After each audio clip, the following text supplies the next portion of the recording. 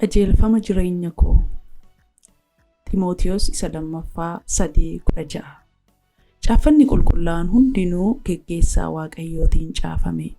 Barsiisuuf, balleessaa hubachiisuuf, qajeelchuuf, qajeelummaattis leenjisuudhaaf dhimma hin baasa. Namni Waaqayyoo waa gochuu kan danda'e hojii gaarii hundumaafis kan qophaa'e akka inni ta'u hin godha. Kun kan inni argamu Timootiyos isa lammaffaa 3:16 irrattidha. Nama konkolaataa konkolaachisu agartanii?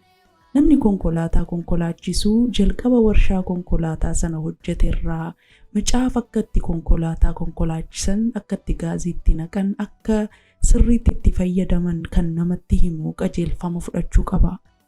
Akkasumas seera karaarraa beekuu qaba. Namni qajeelfama sana hin dubbisiin konkolaataa cabsuu danda'a. Akkasumas ofii isaa fi miidhamuu danda'a. Namoota kaanittillee miidhaa fiduu danda'a. Namni yeroo meeshaa wayii uumu qajeelfama isaa wajjiniin uuma. Akkuma kana Waaqayyoo inni lafa, waaqaa fi nama uume karaa macaafa qulqulluu qajeelfama nuti ittiin jiraachuu qabnu nuuf kenne. Akkuma lukkisii kana keessatti agarree sagaleen Waaqayyoo qajeelfama namoota biyya lafaaf Waaqayyo kennedha. Macaafni qulqulluu ijoollummaa keenyaa kaasee akkamitti akka jiraachuu qabnu nu barsiisa. Fakkeenyaaf sagalee Waaqayyoo ijoolleen akka isaan maatii isaaniif abboomamuu qaban Efesoon 6:1 irratti nu barsiisa. Dabalataan akkamitti akka mana dhaabbannu, akkamitti akka namoota wajjin jiraannu, akkamitti akka hojii hojjennu, akkamitti akka horii yookiin qabeenya keenya fayyadamnu nu barsiisa.